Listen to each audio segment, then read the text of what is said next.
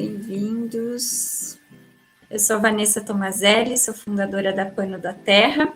Hoje é a live número 7 da jornada Descobrindo o Tingimento Natural, aceleradores e sabotadores da boa aplicação das técnicas.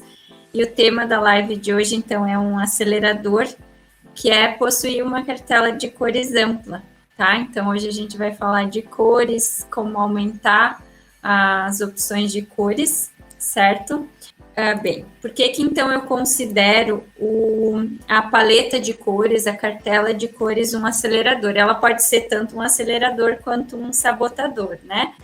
A ideia, então, é que a gente, dominando as técnicas, dominando as propriedades dos corantes que eu falei lá na sexta-feira, a gente consiga ampliar mais e mais a nossa cartela de cores, certo? Então, embora a gente tenha, como eu falei naquela live sobre as categorias dos corantes, né, quando ia introduzir o assunto, até exemplifiquei, né, na natureza a gente encontra inúmeras possibilidades de cores, variações de tons, inclusive cores fora da faixa do visível para o ser humano, né, cores que somente algumas poucas espécies conseguem identificar ou perceber, que então são cores aí na faixa do ultravioleta ou do infravermelho, que podem estar presentes, inclusive, nas flores, mas que só os insetos percebem, né?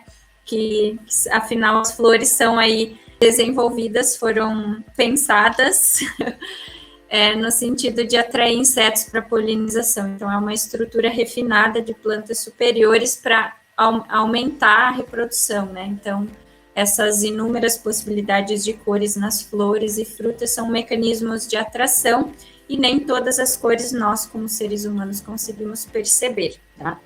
Mas a natureza, então, está equipada aí de todas as possibilidades de cores, né? Só que, como eu expliquei naquela live, nem todas são interessantes no tingimento de tecidos, devido às sensibilidades que elas possuem. Eu citei 3 fatores principais, que eram o pH, a oxidação e a fotossensibilidade, ou seja, a luz muito intensa ou os raios UV, né, a exposição direta ao sol, tem efeitos aí sobre esses corantes. Então, quanto mais sensível, menos interessante para a gente usar no tingimento natural. Além disso, embora um corante muito sensível ele possa não ser interessante no tingimento de roupas, porque não vai ser sólido, uma leve sensibilidade é sim interessante, porque nos permite variar alguns tons, né? Alguns tons nessas cores aí, certo? Hoje a ideia aqui é falar como uma paleta de cores, uma cartela de cores ampla, pode nos ajudar a ter bons resultados pensando no tingimento natural comercialmente, né? Ainda que você possa usar, se valer de tudo isso para ter, se você faz tingimentos caseiros, enfim, para você ter uma grande possibilidade de cores. E por quê? Bom, as cores aí na história, elas têm relação com questões de poder, de espiritualidade, enfim, de beleza, enfim. É difícil imaginar o mundo, a moda, design, enfim, qualquer coisa sem cores, elas sempre foram muito valorizadas, né? De 200 anos para trás, por exemplo, a gente só tinha as cores nos tecidos, nas telas, tapeçarias, paredes, enfim, seja lá onde for, somente através de fontes diretas, naturais diretas. Não existia, então, o tingimento sintético, os corantes sintéticos, né? Os corantes sintéticos começaram aí, o primeiro foi desenvolvido no final do século XIX e ali no início do século XX, então, principalmente durante as grandes guerras, eles foram amplamente desenvolvidos e depois, né, no pós-guerra, eles começaram, então, a ganhar mais visibilidade aí nas indústrias têxteis e aí as cores ficaram, digamos, mais acessíveis para as pessoas, né, porque na natureza, algumas cores são raras, são difíceis de se obter, por exemplo, roxos, azuis, verdes, e aí no tingimento sintético elas são possíveis, só que às custas de poluição, degradação ambiental, uso de metais pesados para fixar todas essas problemáticas que a gente sempre traz aqui. tá? É inegável o valor que as cores têm para as pessoas, para a sociedade, enfim, e sempre foram associadas a culturas inteiras, então representadas aí por uma cor específica, né? A religiosidade, então, na época do renascentismo, da Idade Média, os cardeais de mais alto poder usavam muito o vermelho, né? As cores mais raras eram, então, associadas à realeza, aos imperadores, reis, à nobreza, desde épocas muito antigas, então, na época dos fenícios, que tinha o roxo, aquele roxo obtido do molusco murex, que era super raro, porque a extração dele é muito baixa, o rendimento, né? Precisa aí de milhares de conchas para se obter 1 grama daquele pigmento roxo, que é da mesma categoria dos indigoides, que é o índigo vegetal, né? Então, era tão raro e tão difícil você obter aquela cor em quantidade que só a nobreza, os imperadores na época, tinham acesso a determinadas cores. Um exemplo bem legal que eu gosto de falar é que quando Alexandre o Grande invadiu a Pérsia, né, foram encontrados, né, tem relatos, então, históricos de que foram encontrados uma grande quantidade de tecidos tingidos de roxo junto com, no cofre real, né, no tesouro real, junto com outras riquezas, os tecidos tingidos de roxo, tamanho valor que se tinha, né, devido à sua raridade e dificuldade de se obter.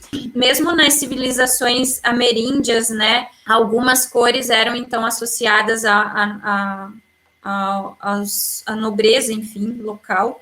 Então, os chefes de estado, enfim, usavam longas capas de algodão coloridas, ornadas com pedras preciosas. Então, em geral, as cores sempre foram muito valorizadas, e quanto mais rara as cores, menor era o acesso, então, da população em geral, tá? Então, devido a isso, para você que almeja trabalhar com tingimento natural numa marca de moda, enfim, a cartela de cores vai ter uma influência grande nos teus resultados, né? Não só de venda, mas de visibilidade, assim, enfim, quanto mais opções de cores, mais interessante vai ser, né? Então, eu gosto muito de contar um pouco da história da Pano da Terra, nesse sentido, a breve história, né? Uma marca jovem, né? Uma iniciativa jovem, 2 anos aí de estrada. Então, no início, a gente tinha camisetas brancas, né? A ideia era usar a camisetaria como um veículo de educação ambiental para dar visibilidade para espécies ameaçadas de extinção, mas as camisetas eram só brancas, então, porque por toda essa questão do tingimento sintético e da poluição. E foi isso que me fez buscar o tingimento natural, conhecer as técnicas e querer aprender. E no início a gente acaba ficando amarrado a alguns tons terrosos, amarelos, acinzentados, um verde militar, que são as possibilidades que os corantes mais comuns, de mais fácil acesso, digamos assim, nos permitem. Então, a gente tem aí uma variedade de amarelos que são bem acessíveis, porque vem da casca da cebola, da casca da romã.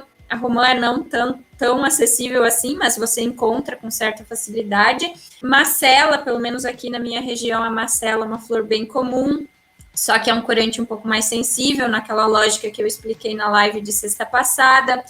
Os beges, né, os beges e marrons, então, amplamente distribuídos nas cascas de diversas árvores, né, ou mesmo o chá preto, então, casca de catuaba, barbatimão, açoita-cavalo, aroeira, acácia negra, o eucalipto, a goiabeira, pata de vaca, algumas folhas ricas aí em taninos, né? Em geral, fontes ricas em taninos, a gente consegue uma variedade de tons beges, marronzados, enfim. E a partir deles, a gente consegue sair para um tom rosado ou para um tom acinzentado, tá? Usando modificadores de cores e mordentes. Eu vou aprofundar um pouco mais esse assunto a semana que vem no workshop, tá? Então, não quero hoje aprofundar tanto nessa parte bioquímica do comportamento deles. Mas a questão é que, às vezes, com o mesmo corante, a gente consegue uma boa e ampla variedade de cores, Então, eu vou começar aqui. Então, além dessas possibilidades de modificar a cor usando modificadores, mordentes, a gente também consegue variar tons com diferentes fibras, com diferentes concentrações, de corante, no caso, de matéria-prima, com diferentes tempos de fervura, cozimento, porque aí aquele corante vai reagir. Lembra que eu falei ontem que comentei na live de ontem que o crajiru, quando a gente deixa um pouco mais tempo cozinhando, ou quando cozinha as folhas que seriam o descarte de um tingimento, a gente já puxa para um tom mais quente ou alaranjado devido à oxidação que ele vai sofrendo. Então, são inúmeros fatores que favorecem, assim, uma variedade de tons. E isso é muito interessante, é, assim, um dos pontos mais apaixonantes do tingimento natural, porque ele se comporta como a natureza. Você está trazendo o comportamento da natureza para um tecido, para uma roupa, e isso também faz com que seja, inclusive, difícil de replicar cores e tonalidades. Eu vou dar um exemplo aqui que aconteceu comigo há um tempinho atrás. Eu comecei a oferecer esse serviço de tinturaria natural para algumas marcas, tá? Modestamente, para ganhar experiência nesse campo. Então, a camisetaria ela foi ficando de lado, tanto que a minha pilha de camisetas aqui já está bem daquela foto que eu divulgo ali no Instagram, ela já está menos colorida, digamos assim, mas, enfim, a camisetaria foi ficando de lado e eu comecei a oferecer esse serviço de tinturaria para movimentar isso, ganhar experiência nessa área, até para replicar isso para os alunos, enfim, começar a compreender melhor esse mercado para ajudar a que ele cresça, enfim, as pessoas que trabalham com isso. E aí, o que aconteceu? Então, eu ofereci lá uma certa gama de cores, de amostras, para a pessoa que ia contratar o serviço de tinturaria. Ela escolheu uma cor, que foi esse acinzentado aqui, prateado, acinzentado, que é com romã e acetato de ferro. Isso na seda, né? Mas o tingimento era para seda, ela queria o tingimento para seda e para o moletom. E o que aconteceu? Só para vocês entenderem que a cartela ampla, ela é interessante, mas ao mesmo tempo ela é às vezes ardilosa, assim.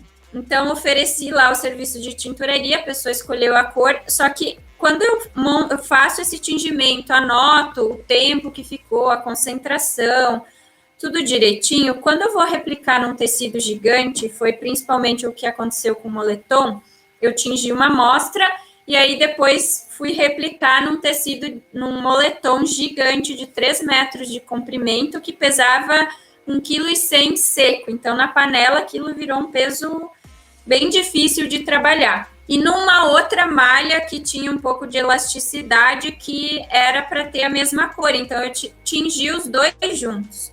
O que aconteceu? Na malha ficou a cor da amostra, e no que era malha também, né, um moletom, enfim, não ficou muitos tons abaixo. E aí eu retingi, fiz todo o processo de novo, a parte do tingimento, escureceu, mas não ficou o tom da amostra. Então, só para vocês entenderem com um exemplo prático do quanto é difícil replicar tonalidades exatas, né? Então, vai muito de você calibrar o teu tingimento, e quanto mais você tinge, mais você vai compreendendo. Enfim, eu tenho uma certa experiência no tingimento, e mesmo assim, ali, naquela peça específica, eu não consegui replicar a tonalidade que a pessoa queria. Enfim, mas além disso, a gente não consegue repetir usando as mesmas concentrações quando a gente extrapola, mas isso também pode ser interessante quando a gente quer variações, e aí variar concentrações de corante, tá? Então, por exemplo, aqui eu tenho alguns exemplos de crajiru, né? De diferentes pedacinhos de seda, só com variações do uso do mesmo corante, tá? Isso tudo na seda, variações de concentração. E aqui eu vou mostrar algumas variações usando a mesma concentração em diferentes fibras. Então, aqui no algodão cru em barbante, num crochê, no algodão cru numa malha de algodão e no algodão alvejado. Na verdade, aqui é uma concentração maior, porque a tendência é ficar mais clarinho aqui, tá? Mas aqui é a mesma concentração, então olha as diferenças. E aqui, na verdade, é uma concentração um pouquinho maior do Crajiru, que foi o mesmo que eu mostrei aqui para seda, né? Os diferentes pedacinhos de seda. Então, a gente consegue uma ampla gama de cores variando concentração, tipos de fibra, tipos de modificadores, mordentes, tempos de cozimento, o tamanho da peça que você está atingindo, por incrível que pareça, mesmo que você respeite a concentração, o tamanho da peça, isso é algo que eu venho observando sempre. Se eu tinjo 3 camisetas, se eu tinjo uma camiseta, se eu tinjo 5, 10, tem variação de cor, mesmo que eu respeite a receita, ou seja, eu faça a minha regrinha de 3, né, e extrapole, tem diferença na cor. A mesma coisa que eu vou mostrar para romã, né? Também, aqui sim, aqui é exatamente as mesmas concentrações, como eu falei no algodão branquinho alvejado, fica mais clarinho. No algodão cru, aquela malha cardada, lembra semana passada quando eu falei tipos de fibras, né? E aqui no algodão cru também, mas no crochê, tá? No barbante. Então, as diferenças aqui variando a fibra, com a mesma concentração, tá? Então, como eu vinha dizendo, no começo, quando a gente começa a tingir, a gente fica mais amarradinho aí nos tons, nos beges, nos amarelos, nos marrons, e nas variações possíveis a partir deles, que são um verde militar, por exemplo, um verde bandeira, um militar, como esse tie-dye aqui. A partir dos beges, a gente sai para os acinzentados, tá? E dos amarelos para os esverdeados. Além de que o bege, então, lembra que eu falei ontem do segredinho do caroço de abacate, a gente sai para um rosadinho. Eu tenho uma amostrinha aqui, bem pequenininha. Aqui, então, talvez não apareça aqui na live a casca do pinhão, tá bem bege, mas ela... No vídeo tá mais pro bege, mas ela tá puxando para um rosadinho aqui. Mas poderia ficar mais. Enfim. Então, no começo, a gente fica meio que amarrado a essas tonalidades mais acessíveis, essas cores que são mais fáceis de encontrar, mais baratas, né, em geral, resíduos alimentares, então, até de graça, no caso. E aí é um processo muito apaixonante e você quer ampliar, quer cada vez mais ampliar a tua cartela de cores, né? E foi o processo que eu vivi e que todo mundo que começa no tingimento natural sente essa vontade de cada vez desbravar as cores, descobrir cores novas. E como eu disse, a minha pilha de camiseta hoje não tá tão colorida, tá? Mas já foi bem mais, mas é o que eu ainda tenho dos tingimentos que eu fazia, das minhas camisetas pessoais aqui. Então, no começo a gente fica nisso daqui, né? Alguns tons rosadinhos, né? O laranjão do urucum, um roxo, né? E depois a gente vai desbravando, então, os avermelhados, que já são cores não tão acessíveis, não tão fáceis de encontrar, mais raras, mais caras. E a partir delas, com aqueles mesmos modificadores que a gente sai dos amarelos para os verdes, dos beges para os cinzas, a gente sai dos vermelhos para os arroxeados, depois a gente descobre o índigo, e aí a gente ganha o arco-íris, né? E aí, a partir do índigo, a gente também consegue diversos tons de azuis. A gente pode fazer misturas de índigo com amarelo, de índigo com vermelho, e também obter tonalidades, né? E aqui meus acinzentados, então, esse aqui é erva mate, então fica um cinza meio esverdeado, e aqui chá preto, então ele sai para um tom bem escuro, tá?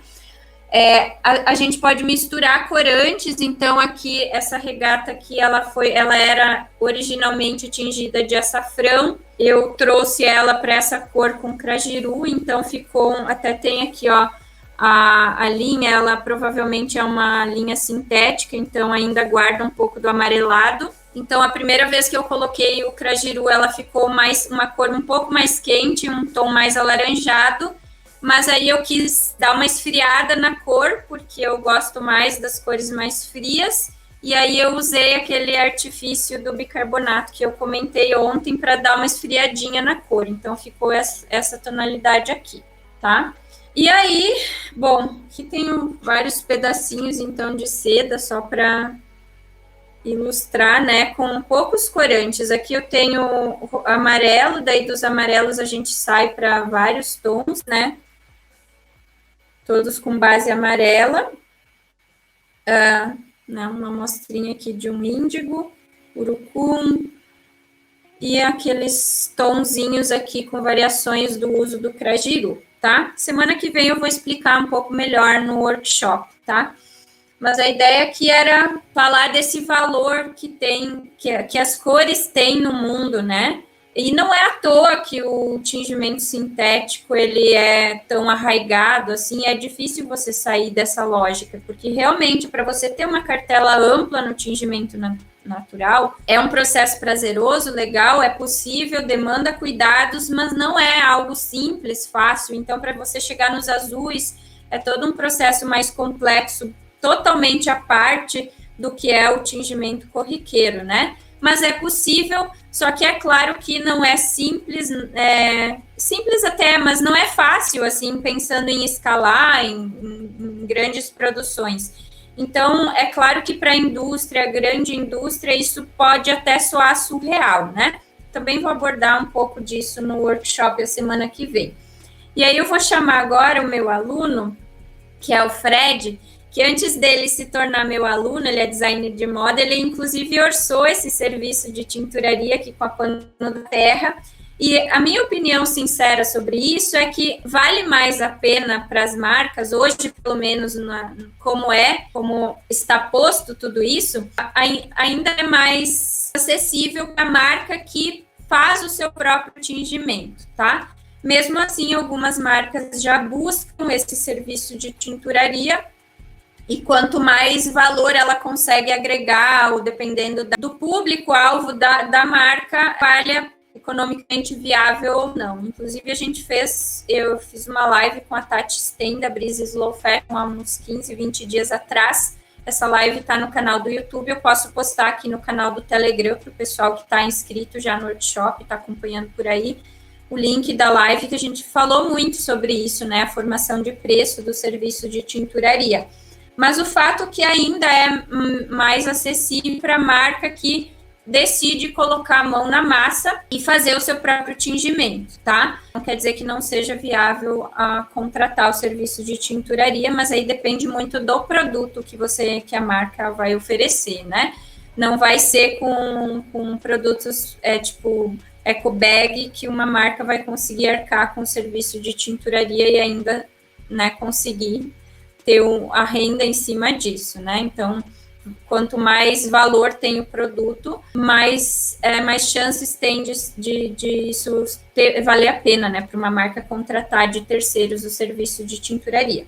Então, o Fred, né, trilhando essa jornada aí, ele vai contar um pouquinho aqui dessa experiência dele, como que está sendo o processo, assim, de conhecer o tingimento, os tingimentos que ele já fez e como a Estela fez na sexta-feira, mostrar um pouquinho aqui do trabalho dele, tá? Das amostras dele. Vou chamar o Fred, então, ele é designer de moda e nosso aluno do curso online. Então, eu me formei no final do ano passado em moda e aí começou essa quarentena e eu queria aprender a fazer alguma coisa para me entreter durante a quarentena, né? Acabou que eu acabei querendo continuar a minha marca que eu fiz no meu TCC, e aí eu quis aprender mais sobre o tingimento natural, que isso é uma coisa que eu senti falta na minha faculdade, que acho que faltou aprender mais sobre tingimento e coisas mais sustentáveis. E aí eu acabei vendo alguns vídeos na internet, e aí, por acaso, eu encontrei o teu Instagram e vi que tu estava oferecendo os cursos. Aí eu super interessei, já tinha feito alguns testes antes, alguns deram errados e tal, muita coisa eu acho que eu fui aprendendo na assim. Eu fiz vários testes e alguns deram errados também. Eu não sabia muito até como extrair alguns pigmentos, como do urucum e da cúrcuma, eu não sabia.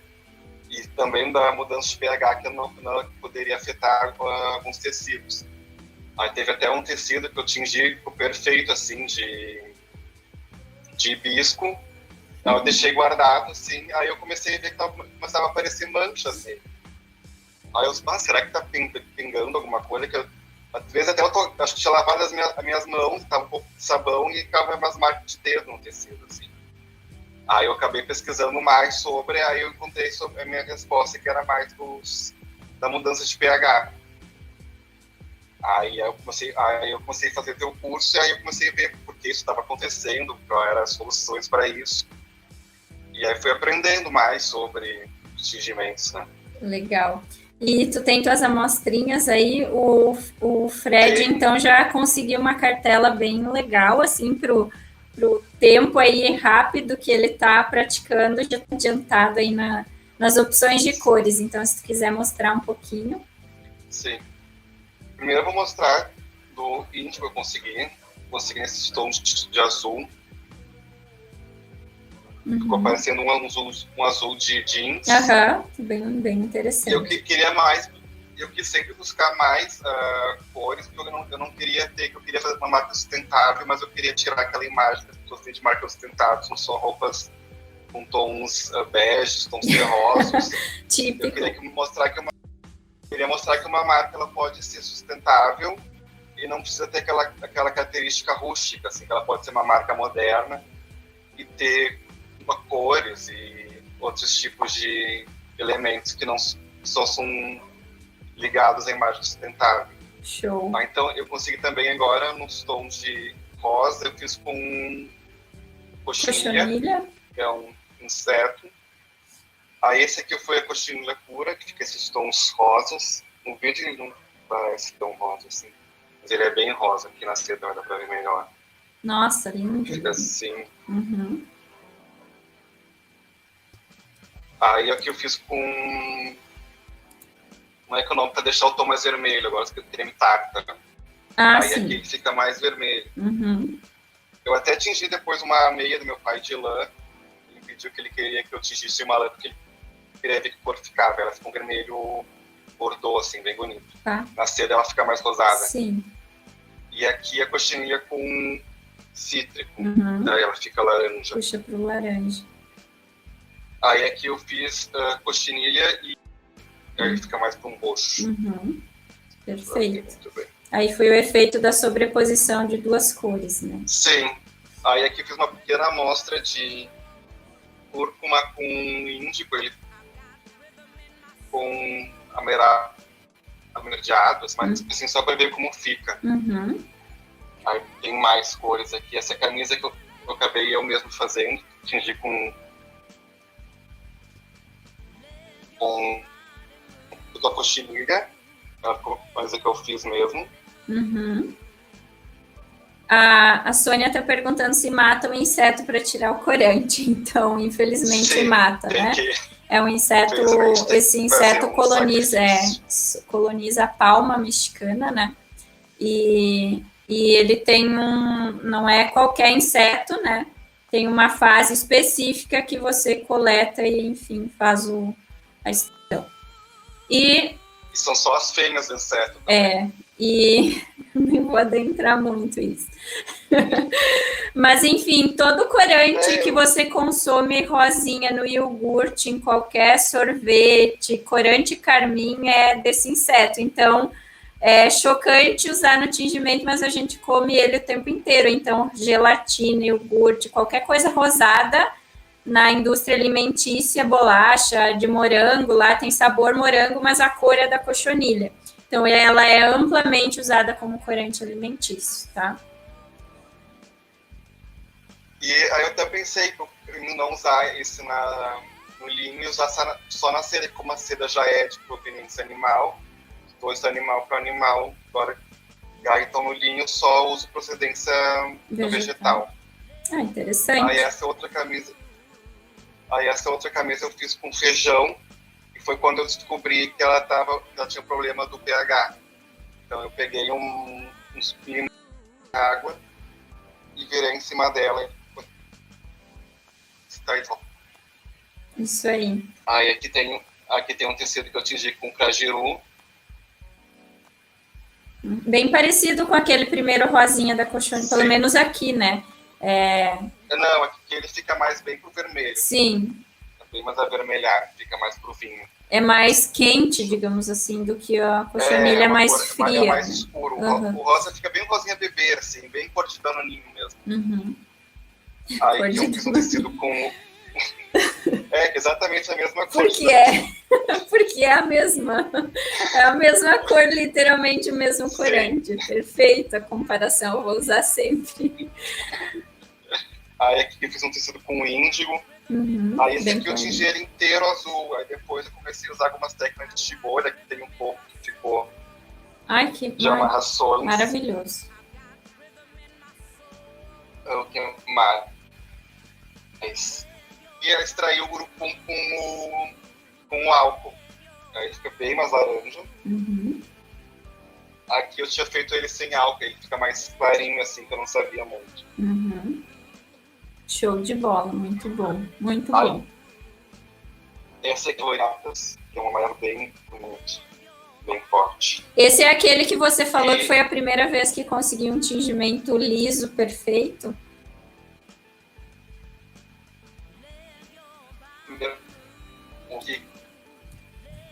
Esse aqui foi o primeiro que eu consegui, que eu estiquei o tecido assim, tava todo uniforme, assim, foi uma vitória. Maravilha. E aqui, esse último eu fiz com o abacate, com rosinha bem claro. Esse foi até uma encomenda de uma cliente minha, que ela queria uma camisa tingida com os abacates dela. Então tu já tá nativa comercializando. Que legal, que bom ouvir isso. Aí aqui tem outros tingimentos que eu fiz. Esse aqui eu fiz com a casca do feijão. Aí aqui essas bolinhas foi o teste que eu fiz com o bicarbonato e o ácido cítrico. Que é para ver a cor que eu consigo tingir se eu modificar a cor. Sim. Aí aqui é com bicarbonato também, que ele abaixa bastante o tom dele. Exatamente. Muito bom. Aí aqui eu fiz com o Amora.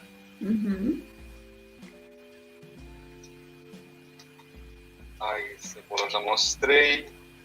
Erva mate, com verdinho bem claro.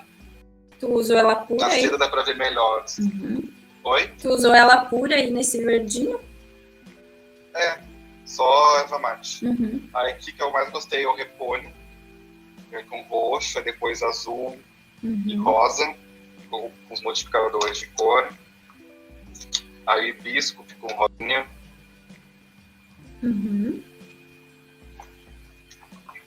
Aí a cúrcuma. Esse verde aqui eu fiz com cúrcuma e feijão. Olha, mistura interessante. Os dois aí consegui um verde. Legal. Só reforçando, pessoal, que muitos dos corantes que ele está mostrando são amostras, né? Nem todos eles vão ser viáveis num tingimento para durar, digamos assim. Os primeiros que eu fiz ainda. Sim, mas muito legal. A maioria foi só teste. Esse aqui eu fiz até com argila rosa. Olha, que legal. Muito legal. Argila, aí aqui eu fiz com flor de bougainville numa técnica de tingimento a vapor. Bacana. A bougainville, gente, tem a mesma substância da beterraba, que é a betalaína, que não é antocianina, é outro grupo de corante, mas tem uma sensibilidade também parecida com a antocianina. Pode seguir aí. Aí tá só com 2% aqui na bateria, daqui a pouco. Tá. Aí aqui a clorofila, com um verdinho bem claro também. E depois eu fiz o último com uva. Olha, que bonito. Aí ele fica assim, um roxinho. Show de bola, então. Tá bem grande aí a tua coleção de cores. Que Sim. Legal. E, bom, então, antes que você caia pela bateria, obrigada por mostrar aí teus... Eu que agradeço pelo espaço. Tu já tem a tua marca, quer passar o Instagram aí, é esse que tu tá usando, né? Esse, é fredbecker.brand. E até agora eu não fiz o ensaio, né? ter o tutorial com as peças e contando um pouco do meu processo ainda. Show. Ser mais para frente ainda.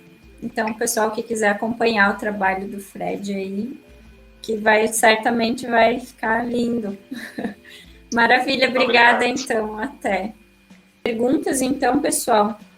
A Sônia, trabalho com cerâmica, o barro vermelho tinge? Sônia, o tingimento com minerais, argilas é possível sim, mas não é uma técnica que eu domine, tá? Mas é relativamente similar, assim, tá? Eu já assisti a aula, um curso que eu fiz abordava isso, mas o meu foco, como eu sempre falo aqui, é com plantas, inclusive... a cochonilha, por exemplo, que o Fred mostrou, é um corante que eu não uso nada contra, sim, não tenho nada contra mesmo, mas eu, até pela minha origem, né, como agrônoma, enfim, pela minha profissão, mesmo como analista ambiental, sempre trabalhei com vegetação, então, meu foco é com planta, é o conhecimento, assim, que eu gosto e que eu me aprofundo, tá? Eu vou aqui para o YouTube, que tá mais fácil as perguntas aqui. Alexandre, para usar a mesma planta para obter duas cores, exemplo, tie-dye, preciso tingir com uma e depois tingir na outra já com ferro, ou posso tingir nela pura, amarrar e mergulhar em uma solução de água e ferro? Não, tem que ser ferro na tinta, não na água, tá? O resultado vai ser melhor. Qual o fixador que você usa? Eu uso vários, mas o que eu mais uso, o mais comum que eu uso é alumínio de potássio, mais conhecido popularmente por pedra úmida. Boa noite, Fátima. Eu usei erva mate do chimarrão, ficou muito bom, legal. Eu também sempre uso a erva de descarte, nunca uso erva nova. Onde moro tem muita pimenta rosa e eucalipto. Você pode me dizer quais as cores que surgem daí, por favor? A pimenta rosa, a frutinha, eu nunca tingi, mas ela vem da aroeira e a aroeira casca, ela tinge, fica um tingimento similar ao da catuaba. Barbatimão, catuaba, casca de cajueiro, né? Que é tipo esse tom aqui, a casca do pinhão. São todas, a casca do pinhão, barbatimão, bem próximas as cores. Claro que aqui tá aqui é algodão cru, aqui é algodão alvejado, né? E o eucalipto é bege, né? Fica mais pro bege, bem parecido com chá preto, goiabeira, tá? E você pode aí chegar nos acinzentados usando ferro. Então, aqui é chá preto com ferro. Então, a goiabeira, o eucalipto também você consegue tirar esses cinzas mais escuros. Fica bem, inclusive, bem aquele chumbo bem próximo ao preto, sabe? Pode até conseguir, né? Dependendo do quanto você intensifica aí, corante e fixador. O caroço do abacate é usado seco? Você pode usar ele... Tanto assim, consumir o abacate já usar direto, como deixar secar. Se você deixar secar, é o mesmo caroço, mas digamos que ele vai ficar um pouquinho mais concentrado ali, você precisaria... Como é que eu vou explicar? O peso, a relação peso vai ser menor, peso corante vai ser menor, mas como a gente usa por número se a gente usar por número de caroços, não vai fazer diferença, mas se você quiser fazer uma correlação peso de caroço, peso de fibra, o caroço que está seco vai usar menos peso, digamos assim. Não sei se ficou claro isso, porque perdeu água, enfim, né? Como faz a extração com álcool da cúrcuma e urucum? Urucum você macera no álcool e a cúrcuma você deixa descansando no álcool, né? Descansando por pelo menos 2 horas e usa aquele líquido. E é bem simples mesmo. Vanessa, eu consigo fazer um pigmento mais espesso para usar como tinta no tecido? Sim, dá para fazer tintas para pintura, não é uma técnica que eu pratico, que eu sei fazer, mas eu não sei se vocês conhecem a Roberta Kramer, ela tem um Insta que ela dá curso disso, tá? Então, para pintura no tecido, ela ensina a produzir essas tintas, tá? Não é uma técnica que eu trabalho, mas é possível sim. Se puder falar também sobre a extração com álcool, eu acabei de falar, é super simples, né? A cúrcuma é só você diluir, né, colocar o pó dentro do álcool, né, que fique ali o tantinho de cúrcuma, mesma medida ali de álcool, mais ou menos, e o urucum você cobre de álcool e macera, assim, numa medida mais empírica, macera para extrair. Caroço de abacate fresco ou congelado. Ou seco, eu deixo secar, porque para acumular, né? Não porque precisa secar, mas eu deixo secar Ambiente bem seco para não mofar, né? Que pegue, como é tanino, não tem problema que pegue sol, então até pega um pouquinho de sol, onde eu deixo secar e uso seco. Mas não tem regra isso, muita regra não. A questão é, para o abacate, né? A questão é não deixar mofar em condições que pode mofar ou apodrecer, tá? Gostaria de me aprofundar na produção de tintas. O seu curso atende esse propósito? De tintas para tecido, como eu mencionei aí, para pintura, não. Não. Para tingir mesmo e algumas técnicas para trabalhar usando esses princípios do tingimento, tá? Qual a diferença entre os produtos de fixação? Quando devo usar o alumínio ou o ferro? Em geral, se você não quer mudar a cor original do corante, você usa alumínio. E se você quer mudar a cor, que é a cor resultado de quando se usa ferro, aí você usa o ferro. O sulfato de alumínio seria o alumínio. Não é o mesmo, mas tem a mesma finalidade, tá? O alumínio é alumínio de potássio, né? Na verdade, Ai, gente, eu não lembro agora, mas é algo tipo bisulfato, ou sulfato, alumínio, potássio, mas não é exatamente a mesma coisa, tá? Não é o mesmo mordente, mas tem os mesmos resultados, ou bem similar. E a cúrcuma in natura é a mesma coisa, só que aí depende como outro fator que influencia na extração, pensando em quantidade, é o tamanho da partícula. Quanto menor a partícula, mais corante vai sair dali. Então, a extração da cúrcuma in natura é similar, só que você vai precisar usar mais peso para obter a mesma quantidade de cor, digamos assim. Mergulha a planta no álcool quando usar cúrcuma e urucum? Eu uso a cúrcuma em pó, então sim, ela faz uma solução ali no álcool e deixa por pelo menos 2 horas antes de misturar aquela tinta. Você coa, né? Só a tinta, não coloca o pó na água e tinge. E o urucum você macera na solução de álcool. Urucum é semente, cúrcuma raiz. Isso. Mas pode ser, acho que já respondi, né? Tanto a raiz quanto o pó. Você tem experiência com mordentagem com proteína de soja? Eu até ensino numa das técnicas do curso, mas eu não gosto de usar mordentagem com proteína de soja. Eu procuro não usar alimento para tingir, seja para um pré-tratamento ou para tingir. É meio que um princípio, assim, como o pano da terra, né, que eu sigo, que é ou usar partes das plantas que não têm outras finalidades, usar descartes, usar a planta nativa, principalmente usar a planta nativa, é claro que de forma sustentável e não predatória. Existe uma certa dificuldade em encontrar alumínio, alguma indicação de lugar para comprar em quantidade?